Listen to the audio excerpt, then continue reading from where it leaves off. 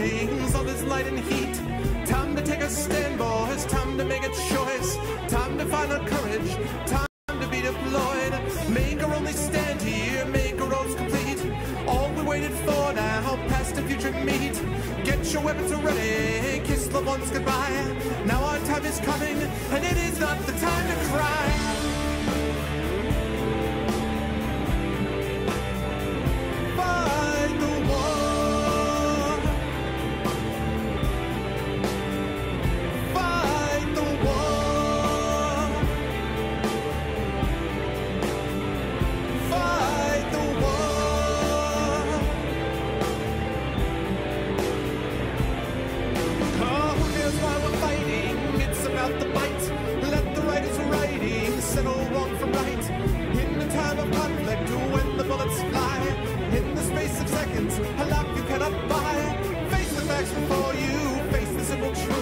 Hopelessly outnumbered, it's tragic but it's true. Make your last formation, take the final road. Now it's time for endings, now it's time to go.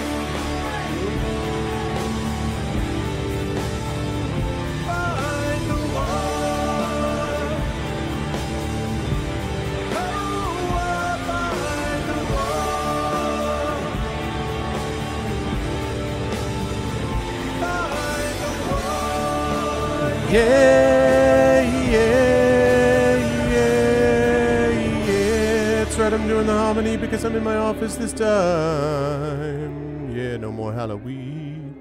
What's going on, everyone? Welcome, Argonauts. Welcome to a special Monday cast. I hope everyone is doing well. And yeah, welcome to the conclusion tonight of Choice of Robots. It's good to see everyone. I hope everyone is doing well, and I will greet everyone individually as always in just a moment. But first of all, just a reminder about the ways to help out the stream. You guys know the deal. !CTT or hitting that video share button underneath the video window will allow you to share the stream with all and sundry. !ArvTube will get you over to my YouTube channel where you can join the others who have subscribed to check out my past broadcasts of my stream. !Steam Group will get you over to my Steam group where you can hang out with the Arvanauts over there and talk in between casts. And of course, !Arvtreon, ARVTREON, will get you over to my Patreon where you can join the 23 patrons who have gotten us to the $186.79 mark. If we can get up to $200 again, we'll be able to hit that goal. This month are going to be having a game. You guys will get a chance to choose a game for me because of last month's Patreon, but we need to get up to $200 at least again so we can do that for next month and hopefully keep on moving. If we could get up to that $400 level ever, that would allow us to play Dungeons and Dragons with you guys as well. So lots of cool stuff would happen. I got to change my interest to Chris Jericho's theme. I don't even, what is his theme? I don't even know what Chris Jericho's theme is, but anyway, that's what we have to do. So welcome everybody. I am back from ReaderCon. I'm back from Boston.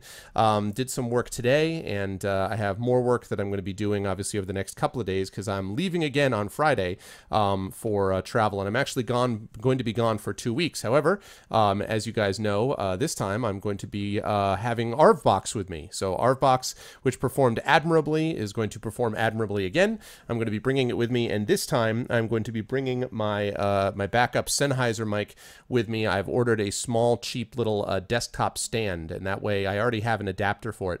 So I'm going to be able to do my little adapter thing, and I'm going to be able to use my microphone, which is going to be awesome. So that means that I will have a good mic, and I won't sound like I'm talking like this all the time. So that's what I'm doing. Yes, so that's going to be happening, but I'll talk more about the schedule as time goes on. We're going to finish up Choice of Robots tonight, which has been a blast. I've really had a good time with Choice of Robots. We're going to finish this tonight. And then next game up is going to be Hand of Fate. We're going to play Hand of Fate, and then Chrono Trigger after that. And then after Chrono Trigger, we'll see. Then possibly, depending on when it's out, Shadowrun Returns. Then possibly we've got Arkham Knight will eventually come back into the picture at some point. Obviously, I want to play the second Phoenix Wright game. We've got Sword Coast Legends coming up. We've got another Baldur's Gate coming up and all that kind of stuff. So things will happen down the line, but we'll talk more about that. I'm streaming a special stream tonight. I'm also going to be streaming tomorrow night as per usual, and Thursday. Friday, I probably will have a stream, but I want to warn everyone that it's going to be late because I'm going to be traveling down. I'm traveling down to North Carolina for a wedding of a family member, and so it's conceivable I might not have a cast on Friday, but I would definitely have one on Saturday if I didn't have one on Friday. I'll have Arvbox with me, but I actually, I can't drive and stream. That would be a bad idea. So we'll see on sort of where the circumstances put me, but hopefully I'll be able to do that. The other thing I wanted to mention is that on Saturday, and I'm going to post this under events as well, but on Saturday, and I believe it is at 1 p.m. Eastern, but I'm going to double check when Shane gets in here, I'm going to be appearing on a radio show with Shane Plays. Shane runs a basically all things nerd and geek radio show in his radio station in Arkansas.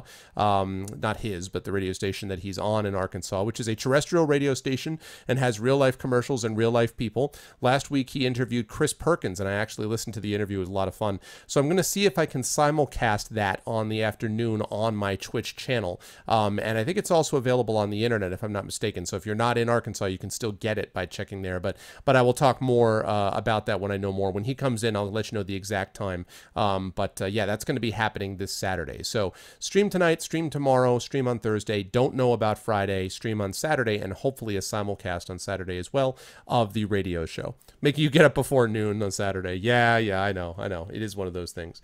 All right, so let me say hi to everybody. Hello to Zcat. Hello, Call. What's up, West River Rat? West River Rat, I have your Patreon poem ready, sir, and I saw your story, and that's a scary story, man. I'm glad that you're okay. But I have your Patreon poem, and I'm going to read it for you in just a little bit. Smacky Butts, good to see you, of course. Ponoma, that sounds really familiar. Do I know you, Ponoma?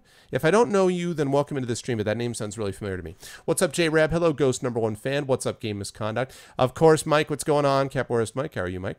What's up, Batty? Hello to my awesome mods. Hello to Shadowed Mage. Hello to my wonderful mod Shadowed Mage, wonderful mod Law, wonderful mod Apples. It's good to see everyone. I hope everyone is doing well. And yeah, let me get rid of my logo. And let me turn on, hold on just a moment. There we go. Whoa, hey. This is what happens when your webcam didn't get adjusted up. Whoops. There we go. Hello, everyone. Welcome. Hope everyone is doing well. Okay, cool. Yeah, I'll try to get it done early on. Hold on a second here.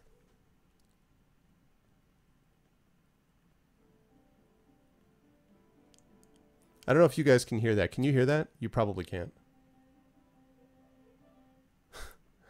My daughter is practicing piano. She just started piano lessons.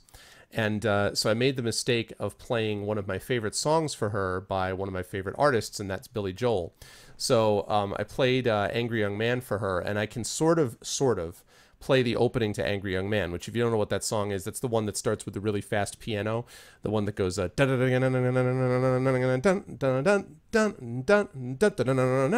and so he like when he actually does this in a performance, live in a performance, he stands in front of the piano and starts doing this thing on the one note. It's really impressive. So I can do that a little bit. So she's practicing like her normal songs that her teacher wants her to play, but every so often she just breaks into a desperate attempt to do Angry Young Man, and I'm like, I have a feeling she's going to go to her classically trained piano teacher, and her piano teacher is going to be like, what exactly are you trying to play? And she's going to be like, Angry Young Man. I'm going to be like, and the teacher's going to look at me like this and be like, so anyway, is it the Arv Witch? No, not tonight. It is not tonight, the Arv Witch. Something very faint. Yeah, no, I'm really excited about it. She had asked us, you know, she's at the age now where we're trying to give her stuff. She's starting to take tennis lessons and piano lessons. And when we talked to her about it, you know, she's got a very good sense of rhythm, and she's got this very pure voice. Her sense of pitch is not totally there, but that's a common thing for kids. And the thing about it is that piano is great because, sorry, as I'm talking, I'm also adjusting the camera. The reason piano is great is because piano also gives you a real sense of pitch. When you hit middle C, duh, that's middle C. It's always middle C. It never changes. It's always middle C. So it's very sort of one note. If you try to like, this is why you wouldn't try to teach a kid on a trombone, right? You don't want necessarily kids to learn on violin right off either, because violin requires you to have a particular string played in a particular way. And with a violin, you don't really even have frets to the same degree. Even a guitar, yes, you have a fret, but it still depends on finger pressure. With a piano, you hit the note plays. And so it's useful for that reason. Plus, I mean, piano is just a cool instrument regardless. But anyway, so she is going to do that. Oh, that's cool, Shadow. All right, man. I'll see you soon, dude. So yes. So anyway, so that's what's going on with her. So that's been fun times. But ReaderCon was fun. Boston was fun. I got a chance to hang out with some friends up there as well. I got a chance to stream for you guys. It was a good time. And ARFBox performed admirably with the exception of the microphone setup, but I have addressed that problem. We're going to be using this mic, and it's actually my backup mic. Not Mike as in Mike, our friend Mike here. I'm talking about this mic. Da-da-da, right here. That's my Sennheiser, which you guys can't quite see. That's an E835S. This thing is a very, very solid microphone. Very good vocal mic that I use gigs. I have often brought to gigs if they didn't have a mic that was there. I have played in places where they didn't have their own vocal mics. So this is what I bring. And I already have an adapter, an XLR to 1/8 inch adapter. So all I really need is a stand to place it on. The stand I have over here is way too heavy. So I ordered a stand for like $10 from Amazon today, which is going to fit in there. So that's what that is all about.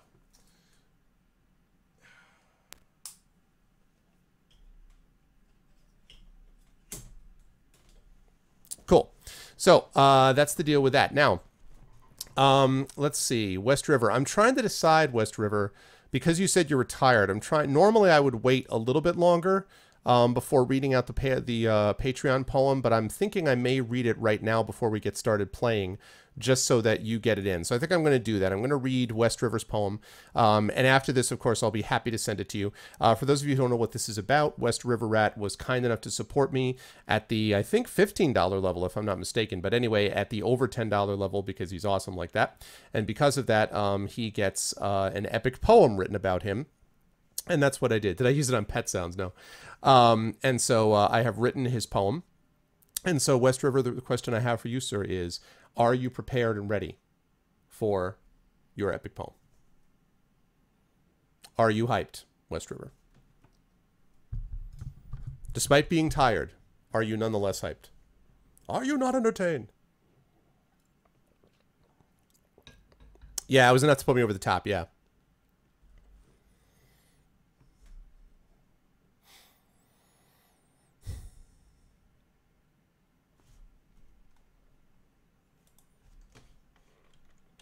I am here.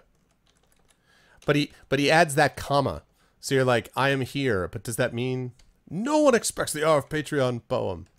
It's been a good week. Yeah, I saw, man. It's been a crazy week. Well, hopefully this will be at least somewhat of a calming influence on your week, which sounds like it's been crazy. I also have one written for Strike Ninja, so please let me know if Strike Ninja shows in. These are the two new ones for this month, West River and Strike. So I should say from last month's support. So here we go. Ladies and gentlemen, West River Rat's Patreon poem. West River Rat. West River Rat? A name which, when you think of that, reminds you most of rats and water. You might think that West River ought to try to make up something new, but that shows us most that you don't get the power of his name, and so I'm here to sing his fame.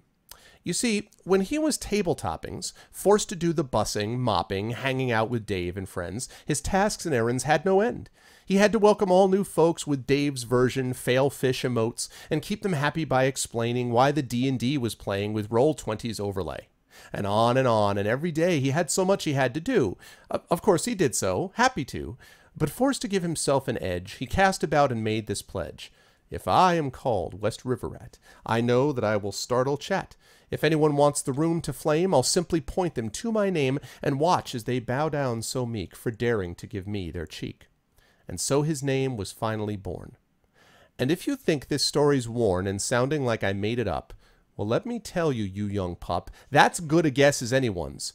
And so I'm glad he's come for fun to hang with us in our fair chat. So, lots of love, West River Rat. There you are, sir. Your epic poem. Thank you so much for the support, and I hope that you liked it, and I will send you a copy hopefully sometime later tonight or tomorrow. I will send you a copy of this via the Patreon site. So, but thank you for being a supporter of the stream, sir. I very much appreciate it, and yeah. I wanted to get a reference into Dave in there somehow, which is where you came from originally, so... But anyway, hope you liked it, and thank you again for being a supporter of the stream. Okay, so choice of robots, folks. See, and he's even got the appropriate Dave emote. I love it. I love it. I'm glad you liked it, dude. All right, choice of robots time. We are almost done with this game, folks. We are in what I think is the last chapter. And so what we're going to do is I'm going to pop up the save game. And thank goodness, I didn't actually think to copy the save game over, but fortunately it's synced on Steam Cloud. So when I installed Choice of Robots on my home computer here, the save game popped right up. So that's good. We are good to go. So let us make our choice of robots. All right.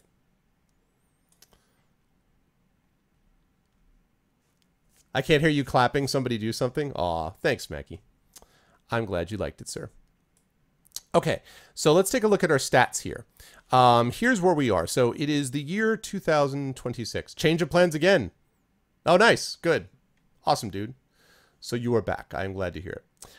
Okay, so here we are. It's the year 2026. Every time I see the year, I keep thinking, in the year 2000. Okay, year 2026. The 31-year-old beef thunder cake.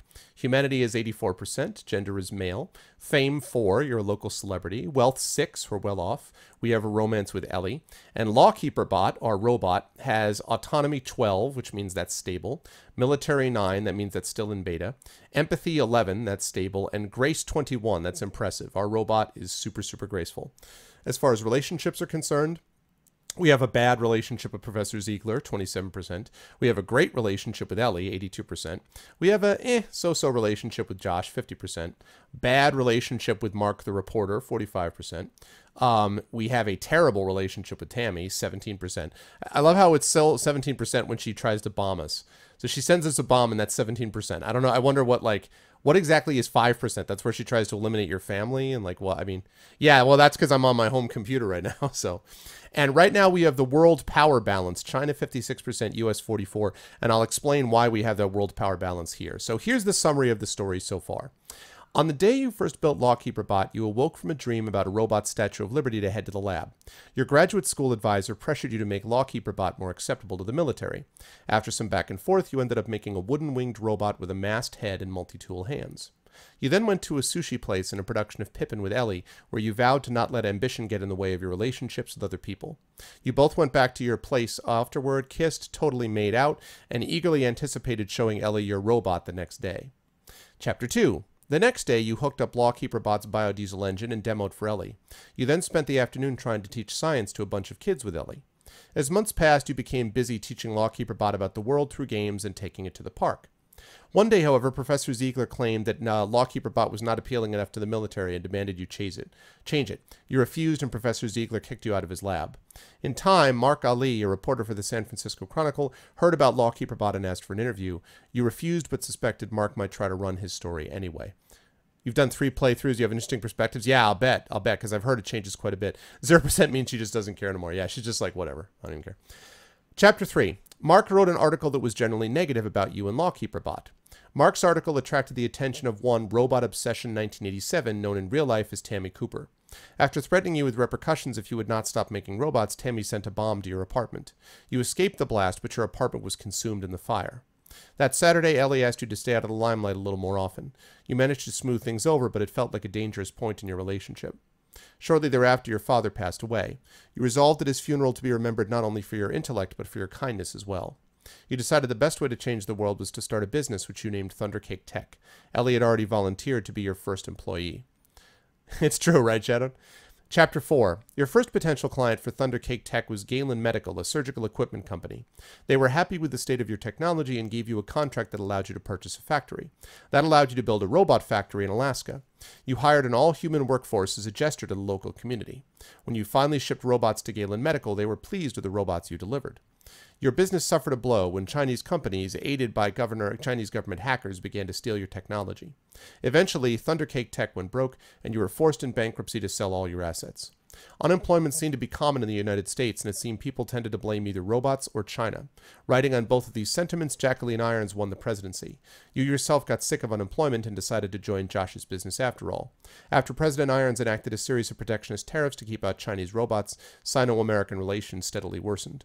The tensions between the United States and China came to a head with the assassination of the Chinese Prime Minister in San Francisco. War followed shortly thereafter. So that is where we are at as we begin Chapter 5. And let me just pop up some music here. I realized I didn't have that set up, so bear with me. Here we go. It's going to be a little... Hopefully, is that okay? Is that too loud or is that all right? Let me know if that's okay.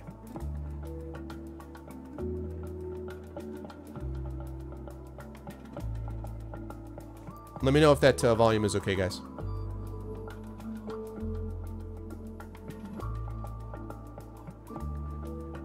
Sounds okay? Cool. Thank you. Hey, what's up, Inno? Good to see you, man. Hello, Inno. Hello, everyone. Okay, here we go, people. 3 months into the war, the Chinese have captured many islands in the South China Sea that they had long contested with their neighbors. The press speculate that besides the island's military importance, the move sends a signal to the neighboring countries that the United States is weak. The United Nations also doesn't do anything, but that surprises nobody. Autonomous drones equipped with cruise missiles sink 2 American carriers in the exchange. Your business is doing well. As businesses directly supplying the war effort ramp up, they need labor, and that puts more of the country to work, improving the economy, plus wealth. You receive an email invitation from Major Juliet Rogers, an acquisitions officer in the Air Force, to come to a federally funded research lab to discuss business. Josh is apparently bringing you to this meeting as his +1. His number 1.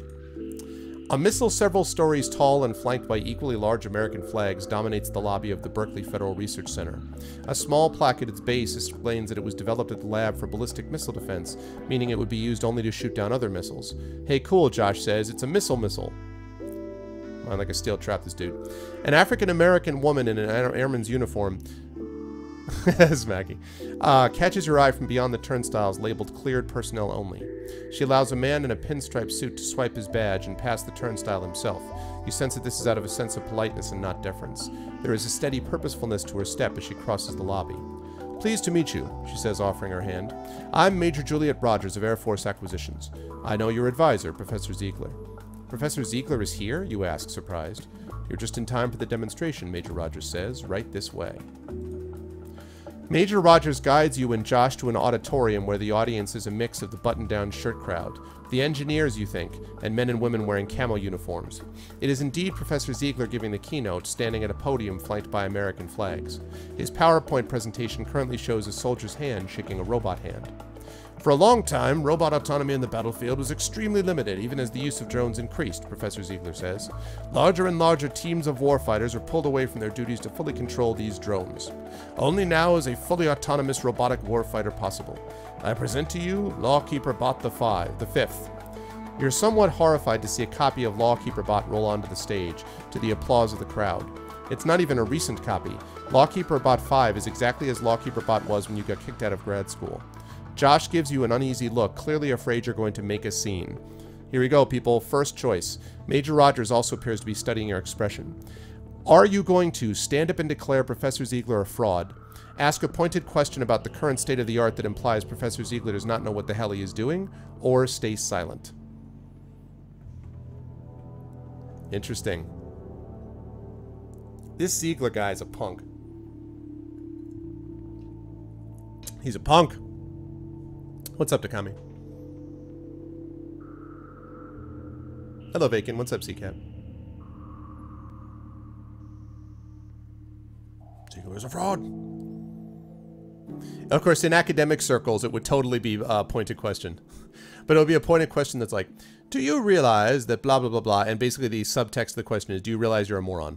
That's basically what happens. What's up, 5x9? Hello.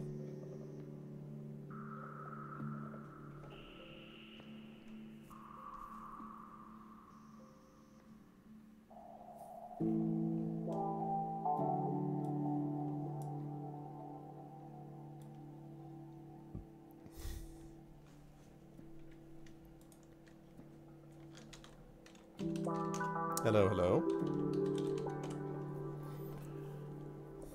Ziegler is a fraud or pointed question. So very clearly, I think it's very obvious chat does not want to stay silent. The question is whether they want to be like straight up, like, you're a fraud, like table flip, you know, or whether it's sort of like kaplow, you know. Whether you want to hit him subtly. Like whether you want a ninja attack or whether you want to be like, Barbarian Warrior! In an academic context. Barbarian Warriors, you know. Let's switch you to a 2. Alright, we'll do last call here. Last call to decide what you guys want to do here. Ziegler is a fraud!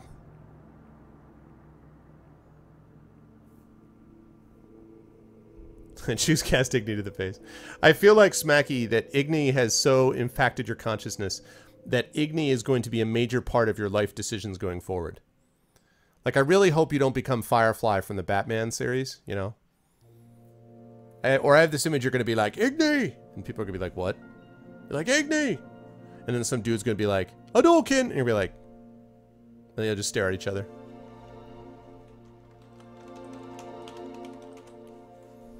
Okay. Ziegler is a fraud. Let's see what they say. You stand up and all heads in the room turn to you. You were a fraud, sir, you say. The last time you designed a robot yourself, it was made out of Legos. That is a copy of my robot, Lawkeeper Bot. Anybody who's been following the news knows that. The audience mutters amongst themselves. They apparently do recognize you from the news. Welcome to the real world, kid, Professor Ziegler says with a scowl.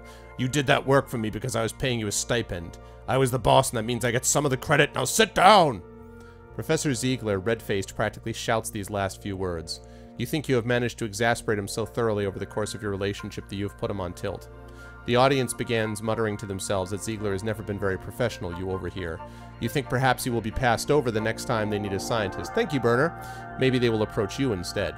Having said your piece, you sit and stay for the rest of the talk, but Ziegler appears a little thrown off balance. I bet he is. When the talk adjourns, Major Rogers pulls you and Josh aside into a small conference room with an elaborate lock. With practiced ease, she hits a small button as she closes the door, and the room is bathed in green light, a signal that what you are about to say to each other should be unclassified. Man, the government is really cheap when it comes to entertaining business guests, Josh says, looking forlornly at the barren table. No snacky things? Is this guy an idiot? Dude, is this guy seriously an idiot? What the hell, man? What is wrong with Josh? No, Witchawada. No, Burner, what do you mean, Witchawada? You can see the predicament we're in, Major Rogers says.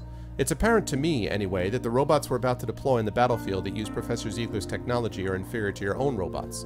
while somehow, probably through cyber espionage, the Chinese have stolen your designs and are using the technology against us. So I'm begging you to help us, Major Rogers says. Oh, did he really? Oh, that sucks. No, I hadn't heard that. Oh, man. I'm sorry to hear that. So I'm begging you to help us, Major Rogers says. This war is only just beginning. I argued against adopting Professor Ziegler's robots, but he plays the salesman better than I play the prosecutor. My superiors say that unless I have a viable alternative, sending robots into battle is always politically preferable to sending real people, and we'll send his robots. And if we do, Major Rogers shakes her head. I don't think it will go well for us. You exchange a glance with Josh, who shrugs, conceding Major Rogers' point. You need to start developing a line of military robots, Major Rogers says. Your robots are impressive, but they're not going to win this war for us. Yeah, I thought he was pretty young, yeah.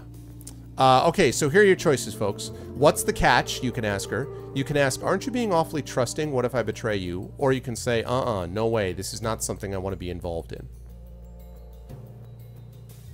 What say you?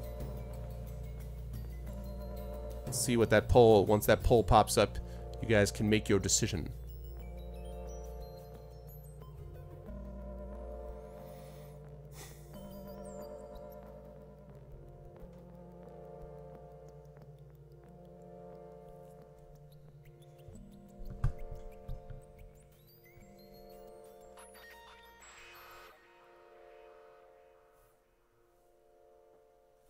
Oh, sorry.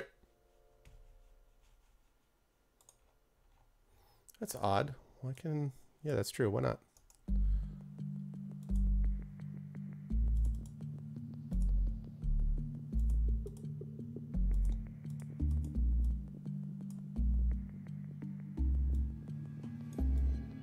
That's very odd, actually.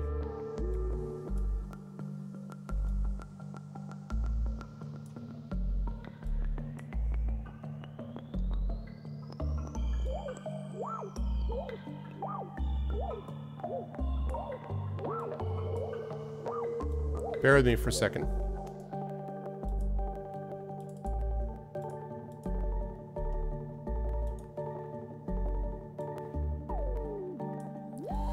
I swear, this, oh, I think I know why, actually.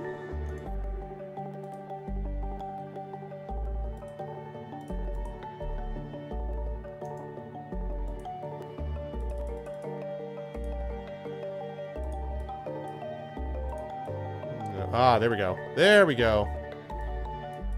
There we go. There it is. Give me a second here.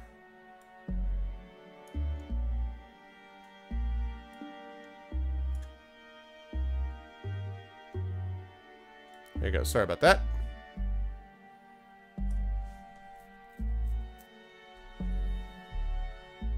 Now you can see the whole thing.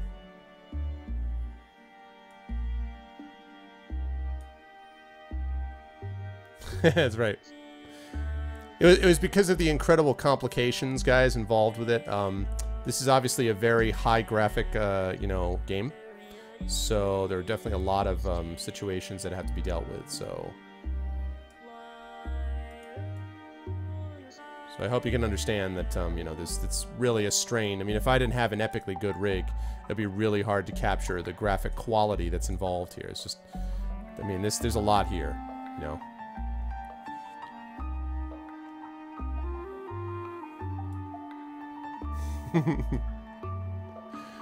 It's like I'm there. All right, last call, last call.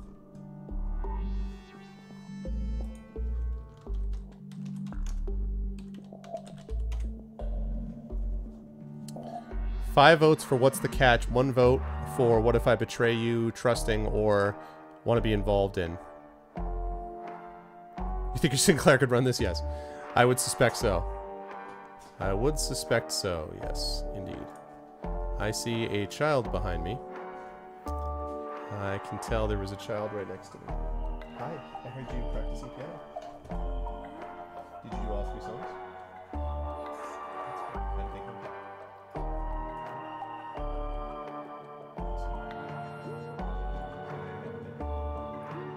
Yes, but I was really wishing for you to read more Tintin. Oh, well, the problem was, honey. Yes, I know. I'm going to have to read some to you tomorrow morning, sweetie, because I hadn't heard from you. Well, actually, not tomorrow morning because you have tennis. After tennis, because we have to come back. I have to mow the lawn, remember? So between tennis and mowing the lawn, I will read you the rest of the book. The second half, the whole second half. Deal?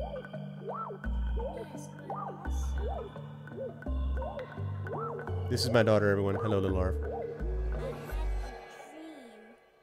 I had a dream last night. What was the dream? And it was all Legos. So, and one of the characters in it, it was this like this scary thing. Yeah. It was big. And one of the characters was like he was like in Tintin. And he was like, what? And I was like, what? How long? Remember that guy? Is Captain Haddock, you mean? No. Oh. Captain Haddock is What's your word? terrifying. Oh, okay. Oh, it was Professor Calculus. Yeah. Oh, Lego Tintin. That's awesome. Like a Lego Tintin characters. No, there's no Lego. No, but it reminded me of it. But it started as Legos, right? Yeah. Okay, so it started as Legos and then they came. That's cool. That's cool stuff.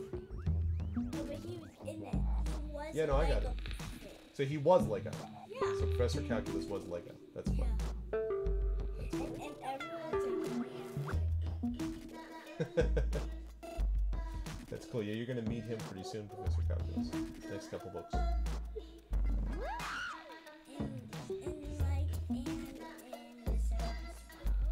Yes, in 7 Crystal Balls. And you'll meet him before that, actually. I think in The Secret of the Unicorn, if I'm not mistaken. But definitely the 7 Crystal Balls. So. because he's on the cover. That's right. Alright, my love. I love you. So, after tennis tomorrow, we'll come back. Attica Scepter, and I'm going to mow the lawn. Alright. Okay? Okay. Awesome. Yeah, I've been reading her, I don't know if any of you are Tintin fans. Here, I'll go full screen for this for a minute. If any of you are Tintin fans, but I have all of these books, the Tintin books. The Tintin books are awesome. And so I started reading to her, and we're up to this one. This is one of my favorites, King Ottokar's Scepter. So we're about, you know, midway. This book, by the way, you can tell, this book has seen some age. Because this book is at least 35 years old. So... Anyway, I had to spam little bunnies for her. Aw, yeah, she's a sweetie. Okay, right, back we go. So, let's see. I think we can close this poll. All right, looks like What's the Catch wins out. You'll also need to get clearance, she says. But don't worry, they're expediting it for top scientists because of the war. It shouldn't take long at all. Josh looks excited. This is it, our chances to be the heroes of our generation. Major Rogers awaits your answer. I accept. I will begin the clearance process so that US robots can work on more secretive projects. My robots will help the war effort, but only in non-violent ways. Or, this has been interesting, but I'd prefer not to get involved with the military. Sorry. Tintin is so mental. So there are your choices, guys. Begin the clearance process so they can work on more secretive projects. Help the war effort, but only in non-violent ways. Or, this has been interesting, but I prefer not to get involved with the military.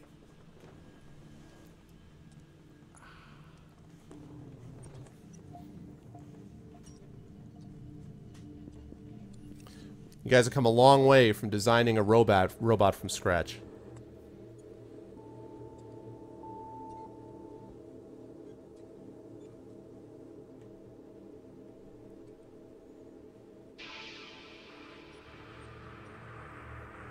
This is interesting. Very, very interesting.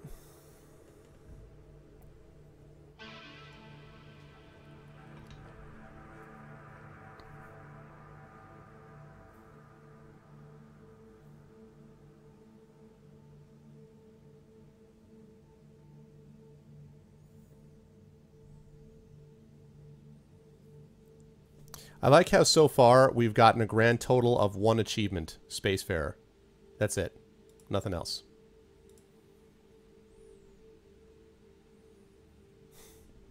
Achievements have not been easy to come by.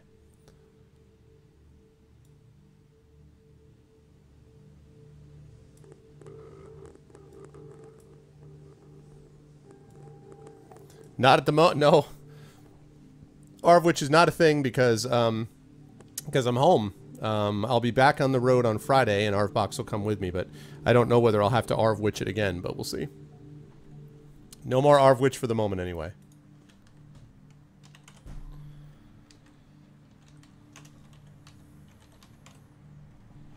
All right. Whoops. I spells good. There we go. Accept 3 votes. Non-violence only 2 votes. No military 2 votes. What's up, Beljora? I'm missing it. Accept 3 votes. Non-violence only 2 votes. No military 3 votes. Wow. Close set of votes. And this isn't an easy decision. There's definitely... I was actually reading an interesting... on the forums about this a couple days ago. People were talking about this game. About whether or not they liked the fact that there's no real save state as such. That, like, you know, there's an autosave, but that's it. And they were talking about whether that really makes it real. You know, like every decision you make is a serious, like, close decision that you have to put into or not. But I thought it was interesting. You haven't even seen this part of COR? I can't believe how much branching there is, man. It's crazy. By the way, this is fulfilling this along with, because we played this for a total of 3 sessions. So this will fulfill the Fighting Fantasy gamebook portion of July, won by you guys as the Patreon last month. And so after tonight, all I have to do is read Strike Ninja his Patreon poem, and then we have to have the vote at some point for the game you guys want me to play. But that's it. And again, the game you want me to try for this month. So that is the deal. Yeah, you had issues with that. Yeah, because, I mean, like, the problem is a lot of people are like, well, no, because it encourages you to do multiple playthroughs. And it's like, yeah, but, like, sometimes it's hard to get back to a specific choice. Like, if there's one choice in particular that you have a hard time with, you may not want to, like, click through the entire novel just to get back to that section, you know? I don't know what I think about it, but... Iron Bread? Oh, God. Is that even available on PC? Iron Bread?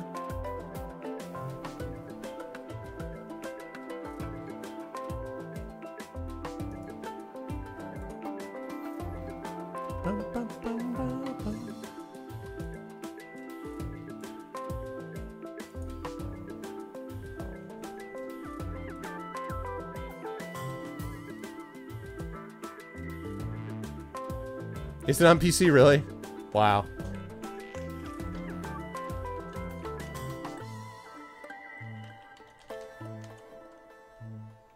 Accept 5, non-violence only 2, no military 3.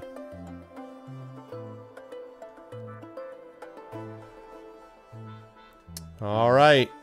Did I get the last call here? I did. All right, here we go.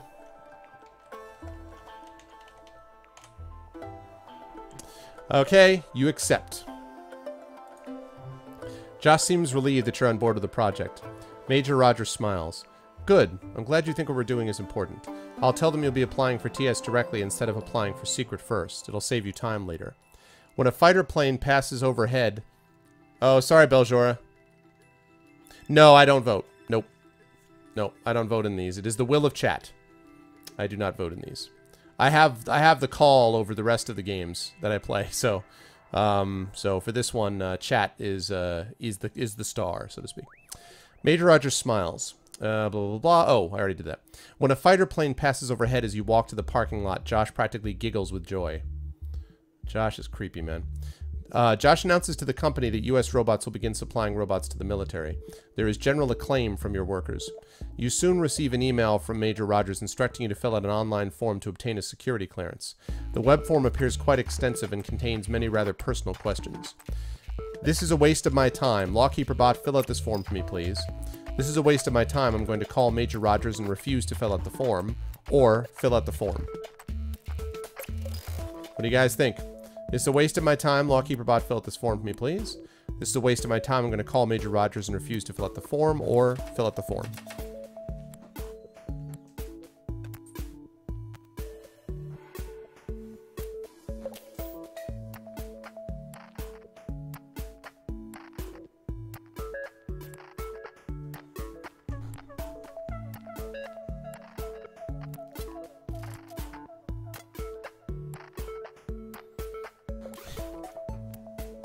I like how all of you who are, you know, arguing that it's okay to fill out the form. I want to know how many of you were freaking out about the NSA.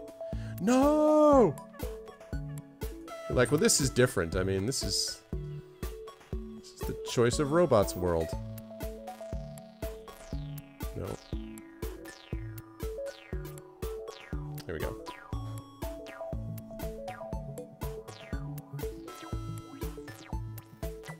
What's up, money? No lazy people here, yep.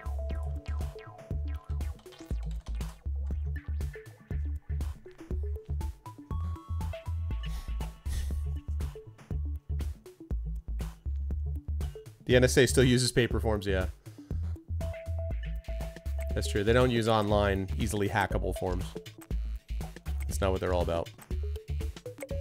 We'll fill out the form and grow a brain, yeah.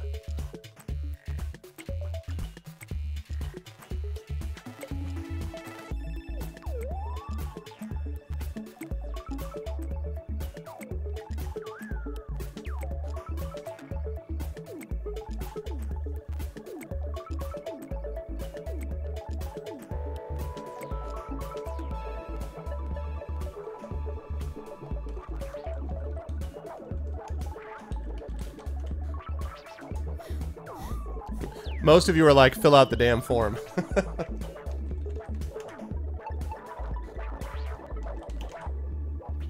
Alright, last call. Last call, people. Yeah, I feel like having LawKeeper fill out the form is just asking for trouble, honestly. I'm just saying, I'm not down with that option.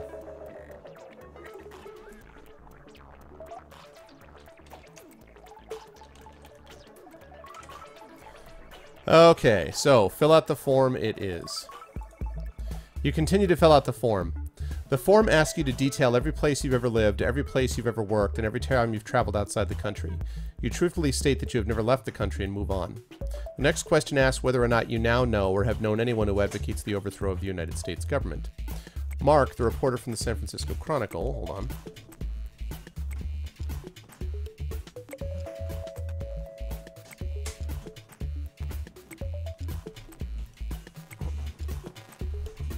Yeah, that's, well, there's something to that, 5, yeah. Mark, the reporter from the San Francisco Chronicle, seemed anti-government, but you're not sure how deep that sentiment runs. You don't think Tammy has ever said she opposes the government, but you might get more federal attention focused on your unfortunate acquaintance if you said she did. So, interesting. List Mark and Tammy, list Mark. Leave the field blank, call Major Rogers and refuse to fill out the form. No, we haven't been to China. We've been to Alaska. We went to Alaska, but not to China.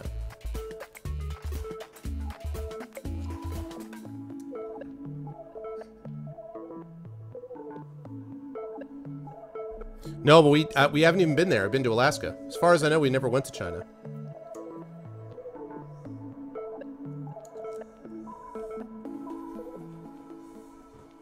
Oh, man.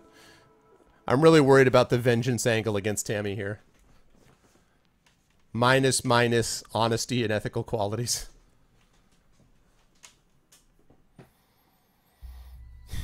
Yeah, no, China was one of the options where we were going to put the factory, but we decided on putting it in Alaska, and then all that happened. Like, you know, because we thought about going to China, like using China for the factory, but we decided not to. There was a Chinese parade in front of our house, but that was, you know, those are the people who got shot at, and that was our house in America.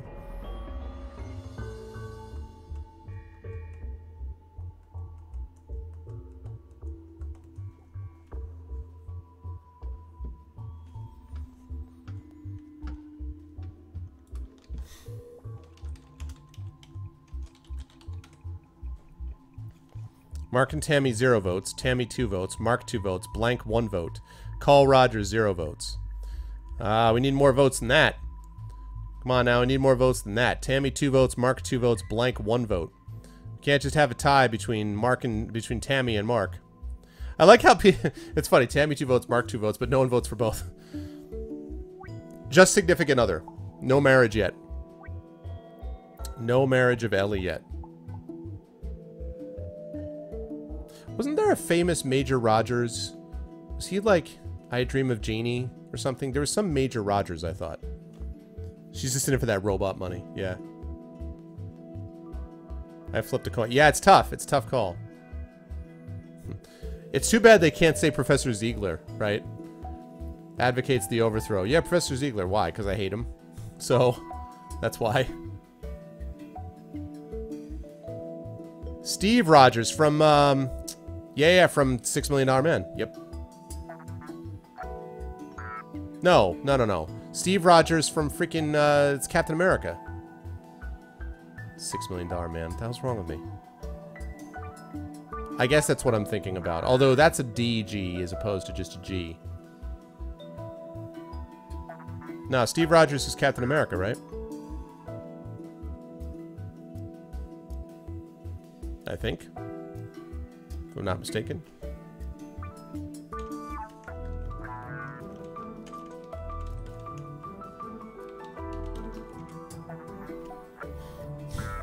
Wow. Yeah, that's so funny. You guys are more pissed off at Mark than you are at the person who tried to bomb you. It's hilarious. You're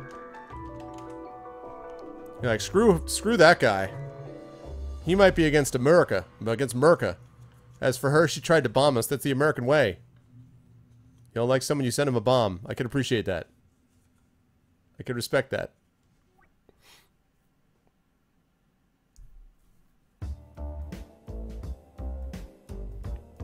Digging this Machinarium OST.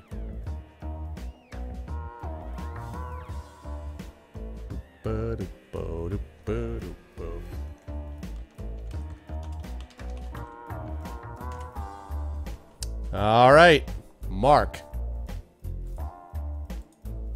You're pretty sure Mark hates the government, so you list him. The form then asks you to list all the foreign nationals with whom you have a close and continuing relationship and their nationalities. That's true. Oh, that's definitely true. You gather that a foreign national is someone who is not a citizen of the United States. You aren't exactly sure about Ellie, but calling her up to ask about her citizenship seems a little awkward. You think Ellie is American, but she did say at one point she was born in Hong Kong. Call Ellie to find out if she is a U.S. citizen. Call Mark the reporter to find out whether he is a U.S. citizen. List Ellie. State that I know no foreign nationals and move on. I call Major Rogers and complain that I shouldn't need to fill out this form. Now move carefully. You can see how it feels. Wow. Yeah, I mean, I understand the sentiment.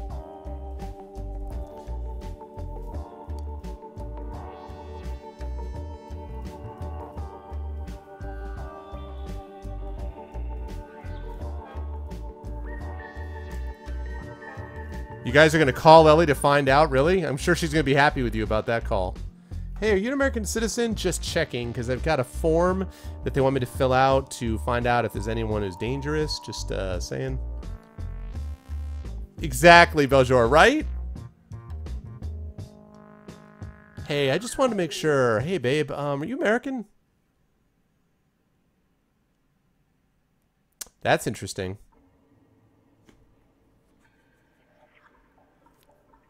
I guess it's possible. Man. Finally someone is starting to complain about the form.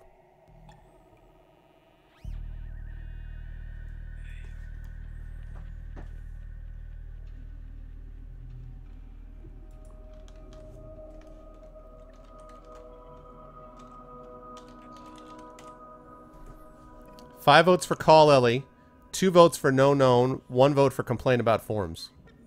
It's an important form. I mean, it's the clearance form, basically, so yeah. Interesting. Now I get to see this sort of libertarian streak of chat. Who trusts government more?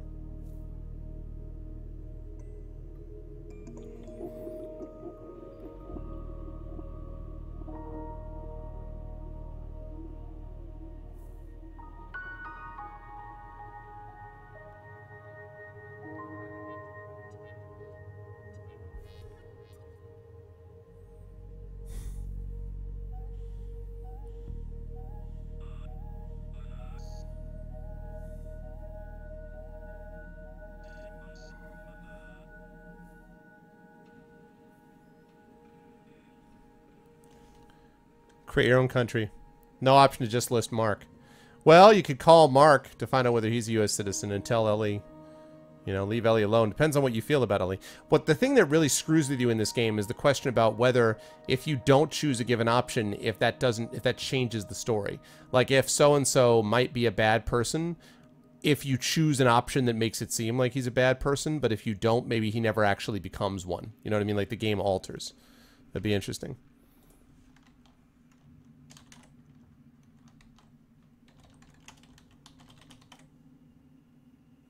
Five votes for Ellie, 0 votes for Mark. List Ellie, 1 vote. No known, 2 votes. Complain about form, 3 votes.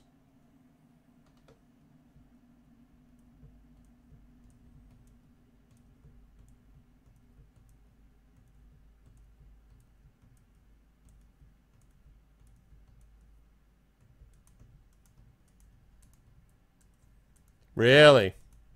Interesting. Interesting.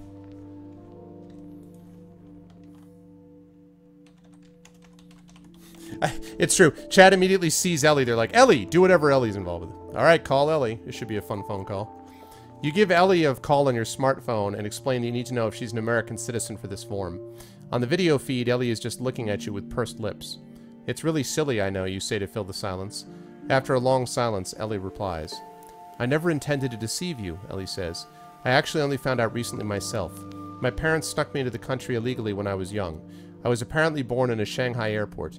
We went back and forth with an American passport so well forged that even I thought it was real. It was only when I started doing my own taxes and trying to vote that things started to crop up suggesting that the government didn't think I existed. I tried to get citizenship at that point, but they've always denied it. She sighs. My mother was a Chinese spy, apparently. At least the innocuous kind who just kept her eyes and ears open and gave the party back home an idea of what was happening. I don't think she even thought of herself that way. She just saw it as sending letters back to friends back home, who happened to be party officials and happened to be very inquisitive. I found out going through her papers after she passed away. She never told me. I didn't think the FBI knew about it either until now. I take it you would prefer I didn't say all of that on this form, you say. I would prefer... Ellie looks concerned. Let me put it this way. People have been disappearing. Not Asian Americans who are citizens, but people's relatives who are just here on green cards. People say that the government is running some kind of machine learning algorithm to decide who to disappear. I think it's dangerous for me to draw attention right now, but I can't ask you to lie. You're not sure what to say about this. Ellie says I have to go. She hangs up. Well, snap. Call Mark the reporter to find out whether he's a U.S. citizen. List Ellie. State that I know no foreign nationals and move on, or call Major Rogers and complain that I shouldn't need to fill out this form. Yeah, we have a romance with her, Law.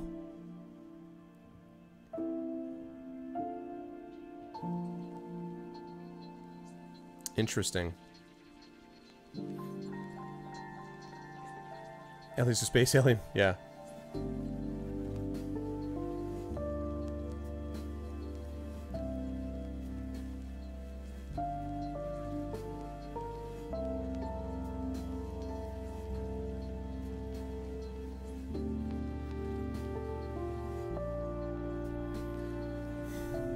Yeah, I know, right, Five? It's problematic. Although she doesn't even say that she was a spy.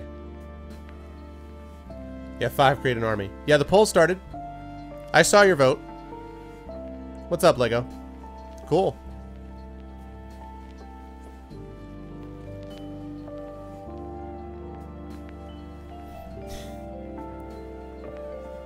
I think I already saw your vote, Call.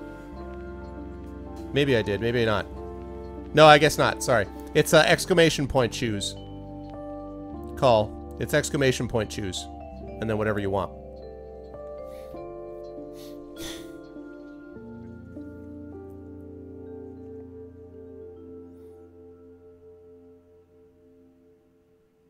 No, I haven't, Lego.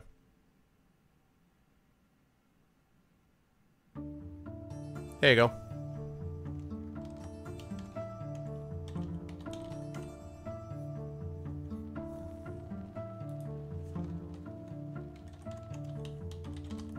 Only so that I can send it along to our fine government game. I think the NSA would be very interested in chat's responses. Oh, man. 6 people. Okay, see, this is what happened. People were like, oh, you're going after Ellie? Oh, no, this is not going to happen. So now everyone's really pissed off. Now everyone's like, now we're calling Rogers. We're like, listen, you son of a... Exactly, like I said, Team America after Ellie. It's so funny. You guys are so cute. When you're like, everything's fine. You're like, wait a minute, Ellie's involved? You are not going to go after Ellie. You'll pay.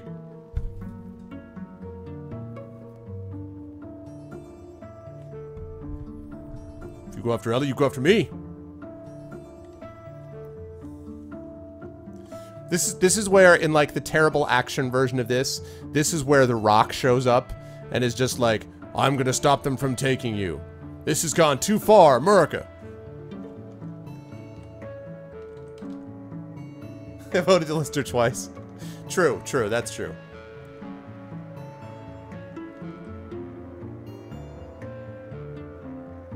Excel 5. Beljora, right? Right? See, that's thinking practically. Shouldn't have to pay taxes? This girl's perfect.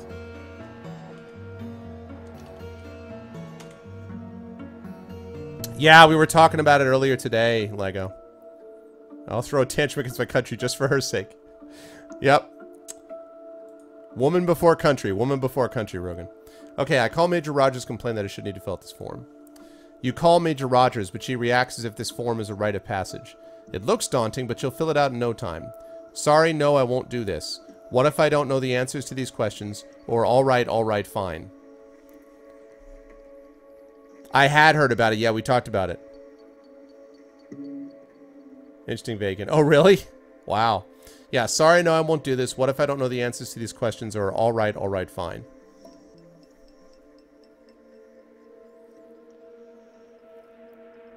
I actually was waiting for someone to say Ellie's a bro and then act really confused. Ellie's a bro. Like, wait, what?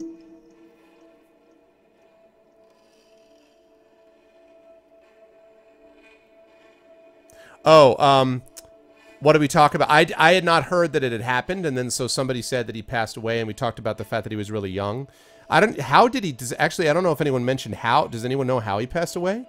Was it just natural causes or something like that?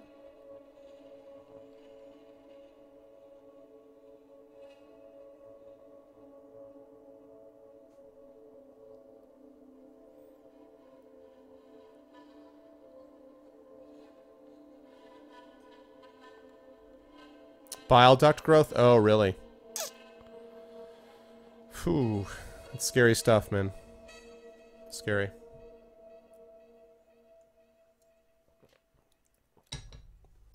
I was reading, well, I mean, bile duct, I assume that's cancerous growth in the bile duct would be my guess. That sort of led to things. I know that a pancreatic growth is very deadly because it's, like, very difficult to treat and they catch it so late, so... Yeah, it's a real shame. What's up, Dragon? How you doing, man? Hello, Dragon Spear. So, yeah. Well, that's why we raise the money, guys, right? For the cancer research thing with Damon Runyon, and that's just have to keep at it, you know, to sort of go after these things. Did you guys hear that there's a vaccine, which I guess they've been working on for a while, but it's moving along well, that is a melanoma vaccine, a cancer vaccine that significantly drops the occurrence of cancer, melanoma, specifically skin cancer in patients? I was pretty amazed by that. Stop popping up live stream alerts. Oh, really, Dragon?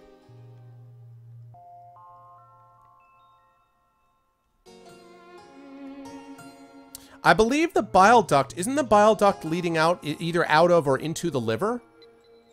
Isn't that... I don't know if that's true or not. Isn't it leading into or out of the liver, the bile duct, I want to say? I think, but I'm not 100% sure.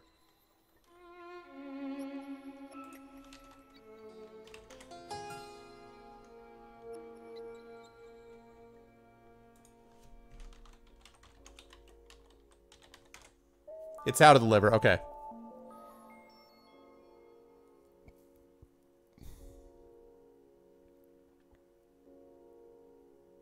It's a preventative measure.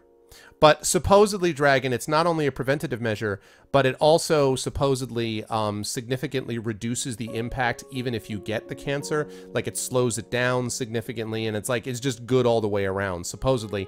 If, of course, it's in human trials right now, so it's actually fairly advanced, but, of course, it's still just a trial. So, scientists are hopeful, and, you know, so... Bile duct leads from the gallbladder to the intestines. Okay. I didn't know for sure. I thought it was connected to the liver somehow, but...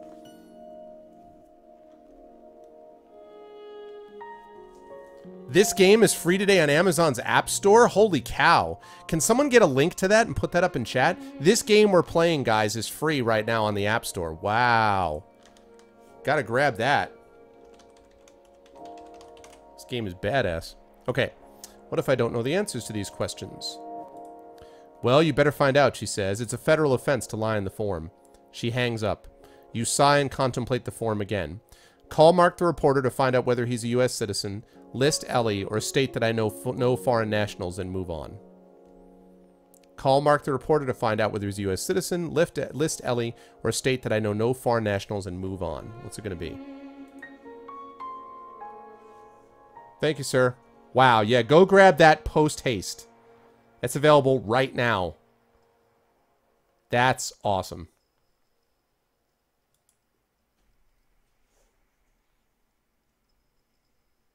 Choice of robots free at Amazon above. Go grab it, man. And you don't have to worry about spoilers because the game is so different depending on the choices you make that you're not going to be spoiled at all because, like, you'll just play the game differently. That's the cool thing about this.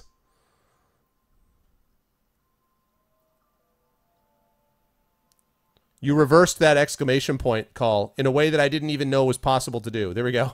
That's cool.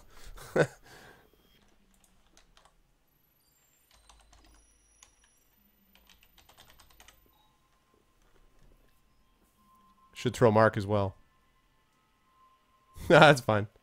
I think the Amazon App Store, can't the App Store run things? I mean, I just clicked on it, and it said it was compatible with my Android device. So that suggests to me that you can get an app from Amazon and put it on Android. So I don't know. I don't think you have to have a Kindle, right, to use it? Or like a Kindle Fire, I don't believe. I'm not sure, but is it Amazon App Store is Android's app? Okay, App Store, okay. Because I always just go through the Google Play Store.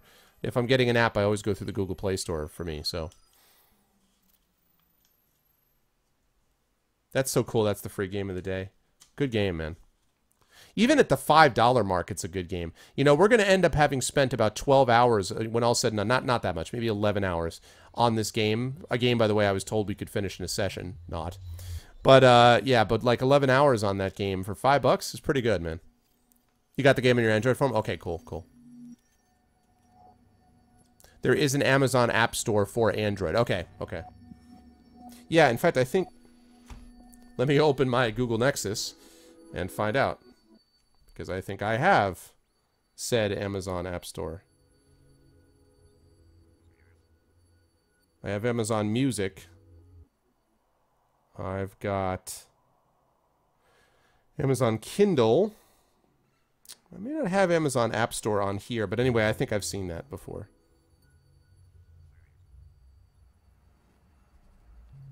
My phone is starting to slow way down. Galaxy Note 5, or Galaxy Note, whatever it is, what are we up to, 4? I forget if it's the 4 or the 5 that's coming up this year, but that's going to be... My old phone is a Galaxy Note 2. It's about 3 years old, and it's showing its age. So, probably as my birthday present to myself, I will do that.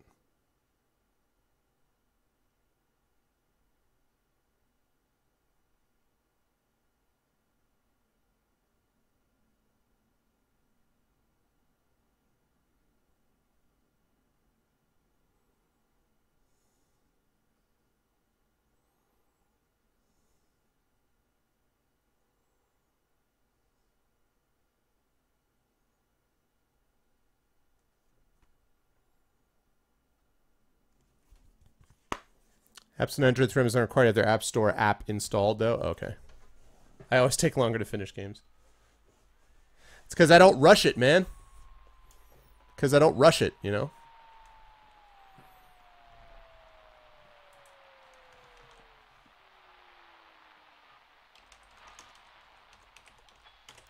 Install Amazon App Store everywhere.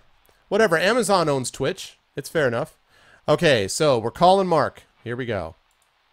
You call up Mark. Hey, are you an American citizen? As American as you racist, jingoistic asshole, Mark says cheerily. He hangs up.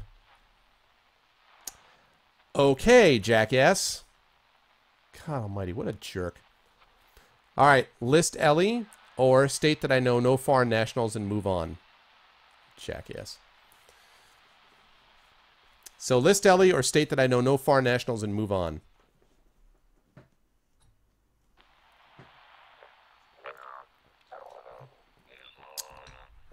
I think we ought to introduce Tammy to Mark by telling Tammy that Mark really loves robots and is married to a robot.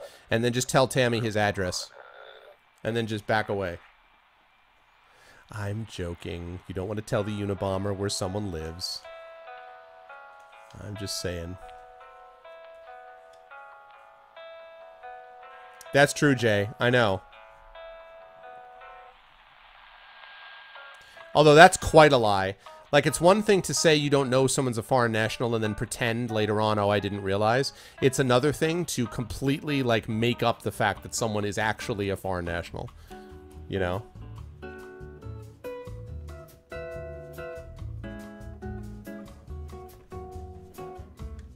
Federal offense.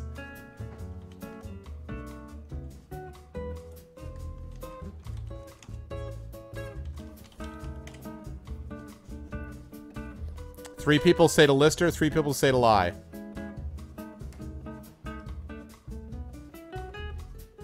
Do we have the chance to list him? Or just call him? I didn't remember that. Did we actually have the chance to list him also? I didn't see that. Ellie is love. Ellie is life. Yeah, see?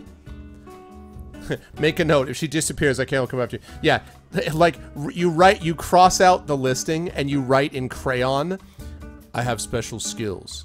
Skills that may be particularly suited to go after men like you. I will find you, and I will... Shanghai's in North Carolina, yeah, oh yeah. Yeah, but it's, it goes Shanghai, Beijing, Raleigh. That's the order. I like to think this is the music you're listening to as you're filling out the form. I'm gonna lie. I'm gonna send my girlfriend to her obvious death. I'm gonna do it so I can be a warmongering bastard.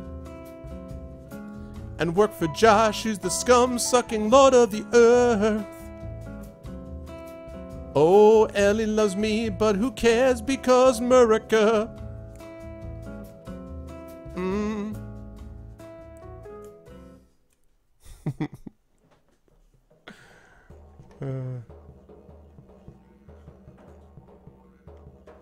It's true. I remember this section of the game.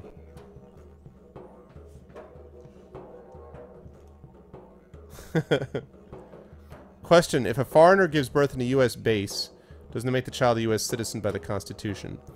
I'm not sure, but didn't this come up with McCain?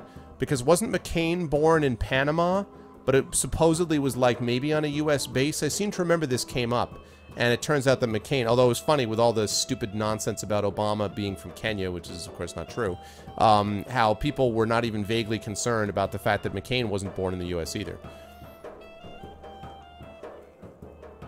That was that? Okay.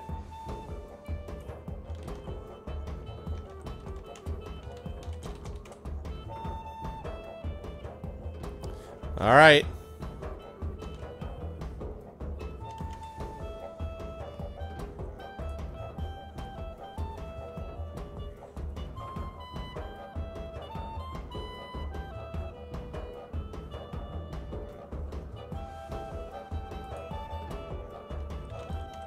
Oh, that's nice.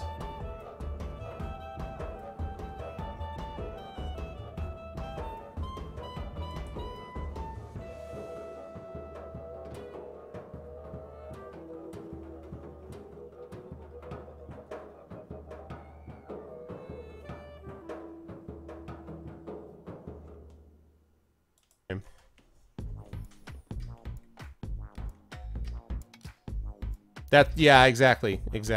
That's why the Ted Cruz thing isn't an issue either, because it's just funny to hear people like Ted Cruz who yelled about who also were like, well, I don't know about President Obama, blah, blah, blah, even though he was born in Calgary. So I know some friends of mine who like to call him Calgary Cruz, Ted Calgary Cruz. But no, his I think it was his mom. I can't remember if his mom or his dad was an American citizen. So yeah, the whole thing is silly. One of them is a spy.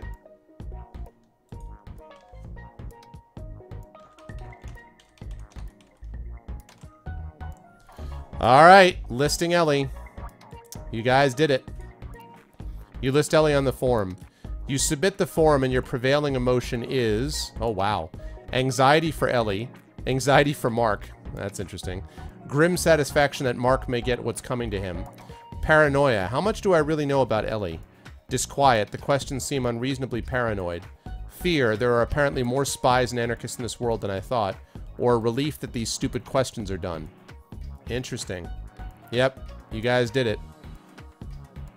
You guys freaked out and you threw Ellie under the bus. It was nice having a girl while it lasted. It was nice. It's nice you had the girl. I know, right? Seriously, Dragon, you gave us Ted Cruz. Like, I mean, you know, we don't need to stick it far as to mess up Congress, exactly. Shadowed, this is all Shadowed Mage's fault. Shadowed, you guys gave us Justin Bieber and Ted Cruz. Explain yourself, please. No, I'm just kidding. So, anxiety for Ellie, anxiety for Mark, satisfaction over Mark, paranoia, disquiet, fear, or relief. Oh, now, oh, really? So now all of you are like, I'm really worried about Ellie. Oh my God. You guys all vote to throw under the bus and you're like, but I feel really guilty about it.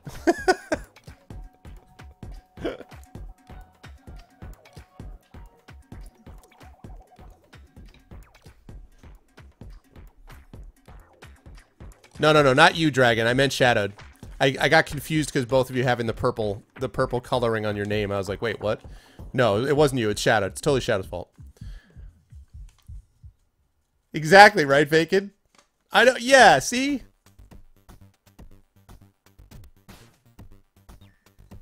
This is a really good way to get out of a relationship. Oh my God. She's a spy. That paranoia, though.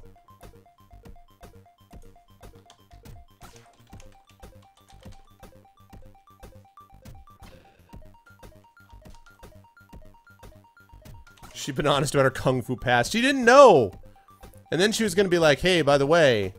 Like, when was she supposed to bring that up? She's like, hey, I love you. Also, by the way, I'm not really a legal citizen, you know? Yeah, he is smug. I've told you this before, Dragon, that I debated Ted Cruz, and I lost early in my career to him. I apologize unreservedly that I could not stop him when I had the chance. Yeah, no, he is smug. And his whole attitude is always... The problem with Cruz has always been the same thing, which is that he's always thinks he's smarter than he is. And he's smart. He's not as smart as he thinks he is, though. And he's also incredibly arrogant. And he, you know, ticked off even his own debate partners and stuff like that. So that was well known. So yeah. Interesting dude. She could have texted me.